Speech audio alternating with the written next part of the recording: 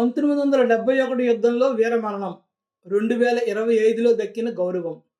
మధ్యప్రదేశ్ రాష్ట్రంలోని చంబల్ ప్రాంతానికి చెందిన ఎంతోమంది యువకులు సైన్యంలో చేరి దేశం కోసం ప్రాణత్యాగం చేశారు. బంగ్లాదేశ్ విముక్తి కోసం 1971లో జరిగిన భారత-పాకిస్తాన్ యుద్ధంలోనూ భిండ్‌కు చెందిన 12 మంది జవాన్లు అప్పట్లో వీరమరణం పొందారు. అందులో రామ్ లఖన్ గోయల్ కూడా ఒకరు.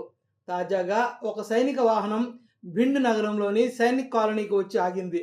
స్థానికురాలైన లీలాదేవిని అమరుడు రామ్ లఖన్ భార్యగా నిర్ధారించుకున్న తర్వాత అక్కడికి వచ్చిన ఇద్దరు సైనికులు ఆమె పాదాలకు నమస్కరించారు. రామ్ లఖన్ గోయల్‌కి చెందిన ఒక పెట్టె, కొన్ని వస్తువులను ఆమెకిచ్చారు. వాటిలో బంగ్లాదేశ్ నుంచి వచ్చిన గార్డ్ ఆఫ్ ఆనర్ షీల్డు, ఒక లేఖ ఉన్నాయి. లేఖను 2018 నాటి బంగ్లాదేశ్ ప్రధాని షేక్ హసీనా, అధ్యక్షుడు మహమ్మద్ అబ్దుల్ హమీద్ సంయుక్తంగా పంపారు. 1971 యుద్ధంలో అమరుడైన భారత సైనికుడిని బంగ్లాదేశ్ ప్రభుత్వం సత్కరిస్తున్నట్లు ఆ లేఖలో ఉంది.